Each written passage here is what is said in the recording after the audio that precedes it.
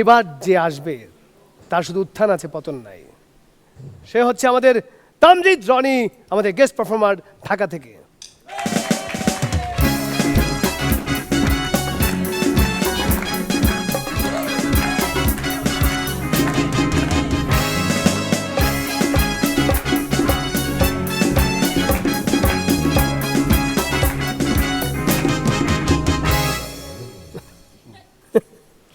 গ্রুমিংয়ের অবসরে সেদিন একটু বাঁশি বাজাচ্ছিলাম, তো সবাই রিকোয়েস্ট করলো মঞ্চে একবার দরকার।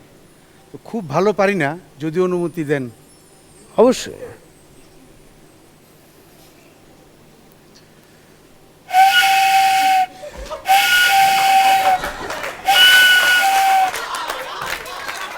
Wow wow, first class. বড় বাঁশিটাই বাজাতে পারতা।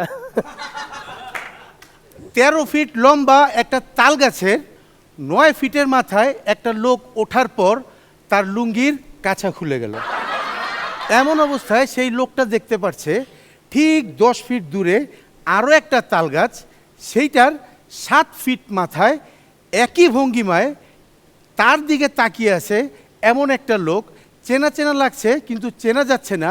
তাকে জিজ্ঞেস করছে, ভাই আমাকে চিনতে পারছেন? তখন প্রথম লোকটা কি উত্তর দিল জানেন? এই ভুলে গেলাম।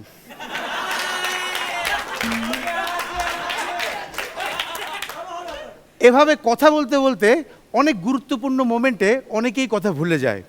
আমি কথা দিচ্ছি, আমার এই পারফরমেন্সটি সেই সব ভোলা মনের মানুষদের অনেক উপকারে আসবে ইনশাআল্লাহ।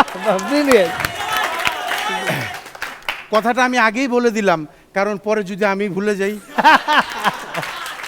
ওকে, let's come to the main point. Energy! কি যেন বলছিলাম?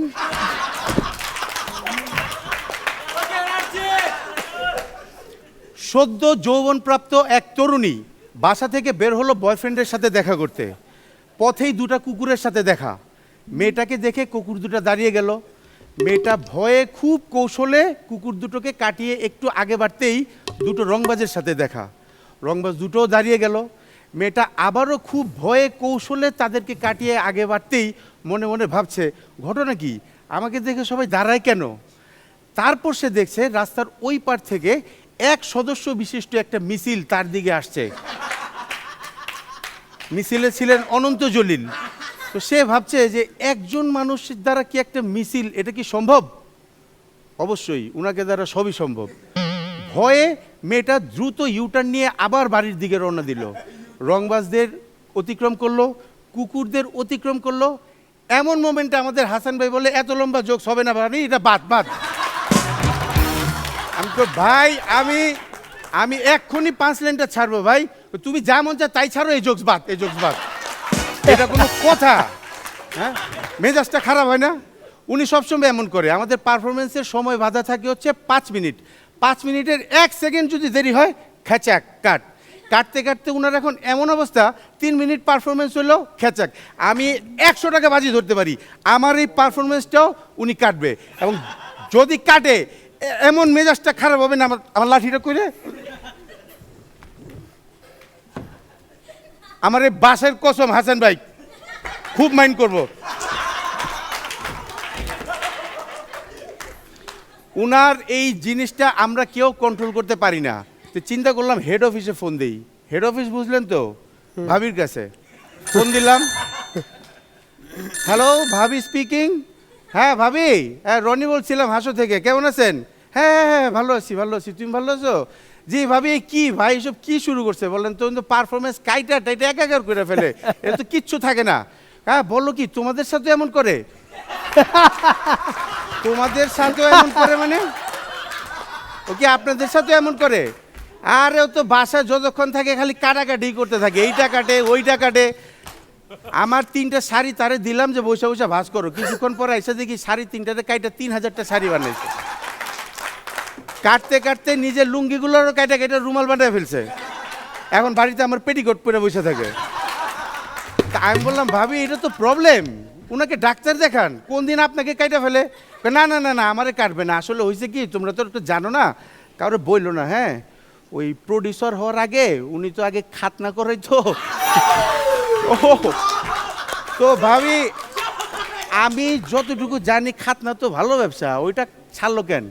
ওই যে ওইটাও কাটতে কাটতে একদম বেশি কেটে ফেলছিল পুরা। তো যাই হোক, তো এখন আসি বিষয়ে। বেরোচ্ছি, বাইরে ঘুরতে যাচ্ছি, হঠাৎ দেখি আখি আপু 15-20 জন বন্ধু বান্ধব নিয়ে পার্কে বেরোতে যাচ্ছে। আমিও খুব খুশি, পিছন থেকে এতগুলা ফ্রেন্ড একটু টাঙ্কি টাঙ্কি মারার জন্য আমিও পার্কের ভিতরে ঢুকলাম।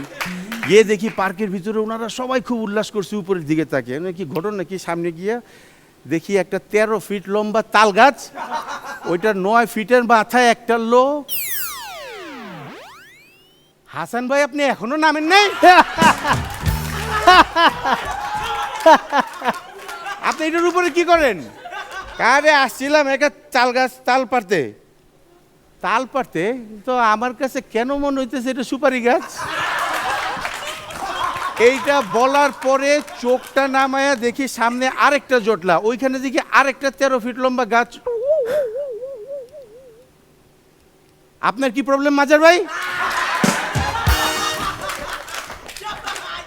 সাজু ভাই, আমার পক্ষে ম্যানেজ করা সম্ভব না, প্লিজ একটু কন্ট্রিবিউট করেন, নামান ওনাদেরকে।